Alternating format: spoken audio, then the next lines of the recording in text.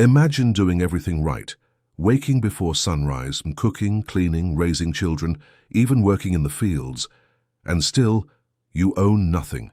Not your home, not your body, not even your child.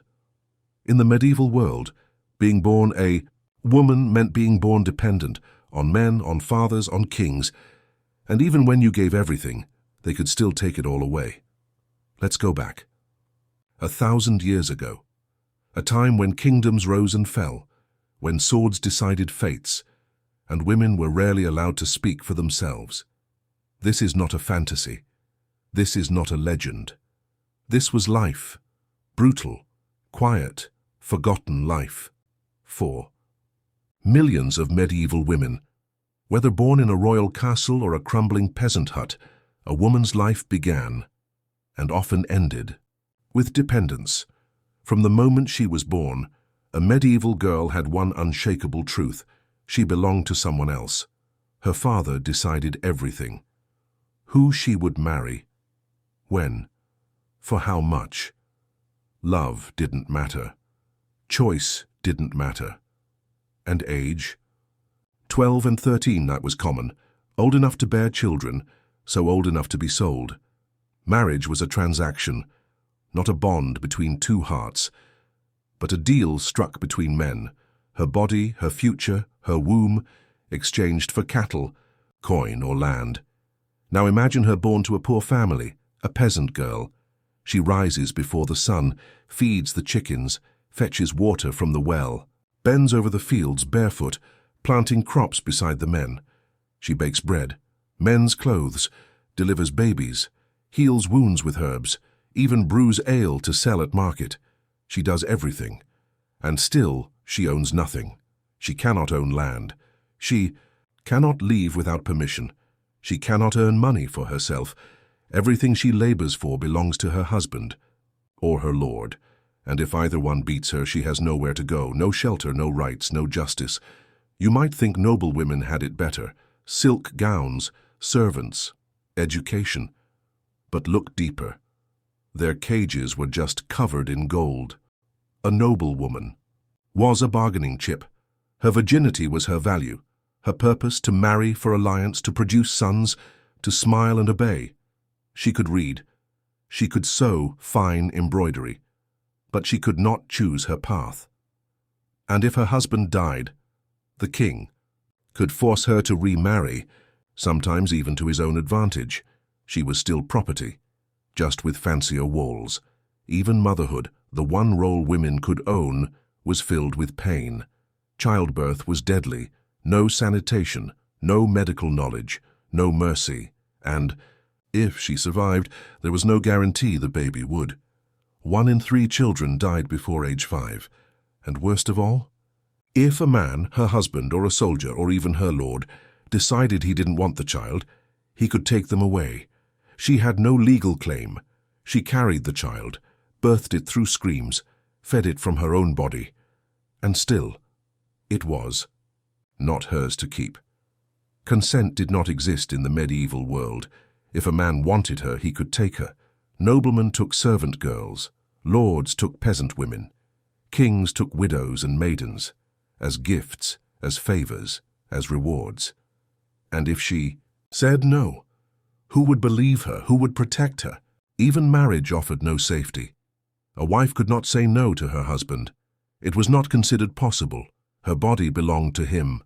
She could spend her whole life working, breaking her back in the fields, bleeding in childbirth, washing, weaving, cooking, and still she was never free, because no matter how much she gave, her survival always depended on a man, her father, her husband, her master, her king. If any of them turned away from her, she was nothing. She could be cast out, banished, or worse, sold again. There was once a woman named Ellen, a peasant's daughter in a cold English village. She worked beside her father every day. She brewed ale better than any man. And yet, when a local knight asked for her, her father gave her away. No questions, no voice, no resistance. The knight visited her only for his needs. He never married her, but she bore his child, a son.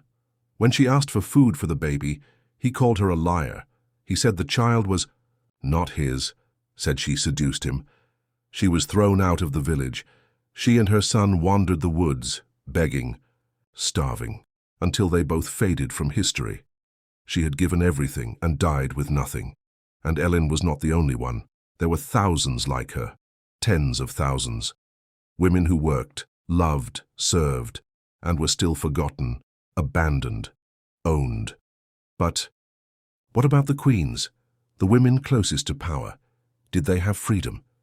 In Part 2, we follow the story of queens, concubines, and the women trapped in royal cages, because even inside palaces, women still bled for power they never got. Untold. Let's leave the muddy villages behind and step into a castle. Marble floors, torch-lit corridors, gold rings on fingers that have never seen fieldwork. Here live the queens, the mistresses, the noble women. They wear silk instead of rags, sleep on feather beds instead of straw, eat roasted pheasant instead of stale bread. But beneath all the luxury, the same truth remains. They too are owned. Power? It was an illusion. A queen may wear a crown, but the king held the sword. She could not pass laws, could not protect herself, could not even raise her own children if the king said. So her duty was to produce a son, not a daughter, not a book of poetry, not dreams, just a son. And if she failed, the king could discard her, or worse, send her to a convent, silenced, forgotten. Many queens lived in fear of betrayal, of banishment, of being replaced by someone younger, prettier, more obedient. Because if the king tired of her, he could simply find another, and history would not punish him. It would call him passionate, strong, a ruler with many women. But the women, they would be shamed, mocked, erased. Let's talk about the other women in the palace, the concubines, the maids, the dancers, the girls brought in from conquered lands. They were never given choices, only orders. Some were gifted to kings as peace offerings. Some were taken as spoils of war. Some were born into noble houses, and still ended up in beds they did not choose. They were expected to smile, to entertain, to serve, but they were never truly seen. In some kingdoms, harems were filled with dozens of women, and behind the beauty was loneliness, jealousy, isolation, silent, competition for the favor of one man. They were locked in gilded rooms, guarded day and night, forbidden from speaking freely. If one displeased the king, she could be killed. No trial, no explanation, just gone, replaced like a candle blown out. Even the most powerful women were not safe. Take Anne Boleyn, Queen of England, wife of King Henry VIII.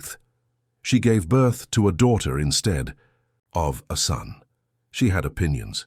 She spoke too boldly, so they accused her of adultery, of witchcraft, of treason. None of it was proven. None of it mattered. She was executed in 1536 with a French sword on a cold morning, while her ladies wept nearby, all because she stopped being useful.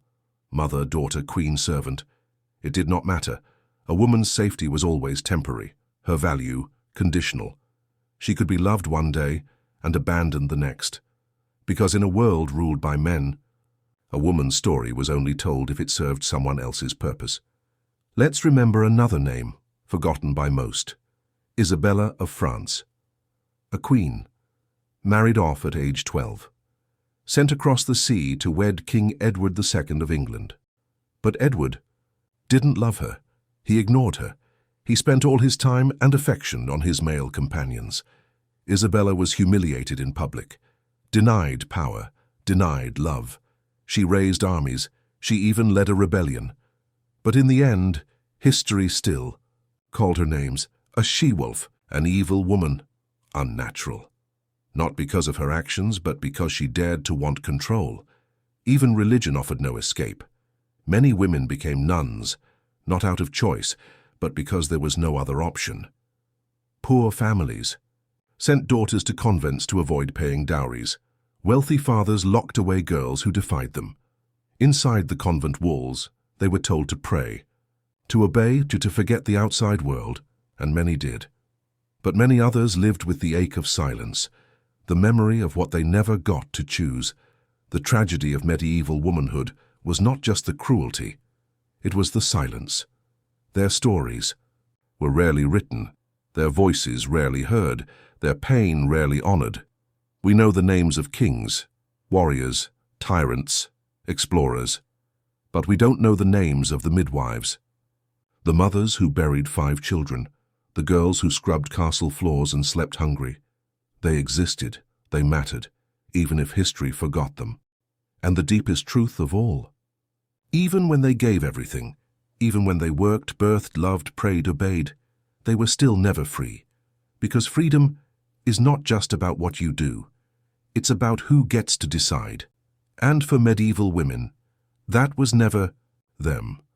But maybe now, as we speak their names, tell their stories, and remember their lives, we can give them something they were never allowed to have. Not riches, not fame, but dignity and voice.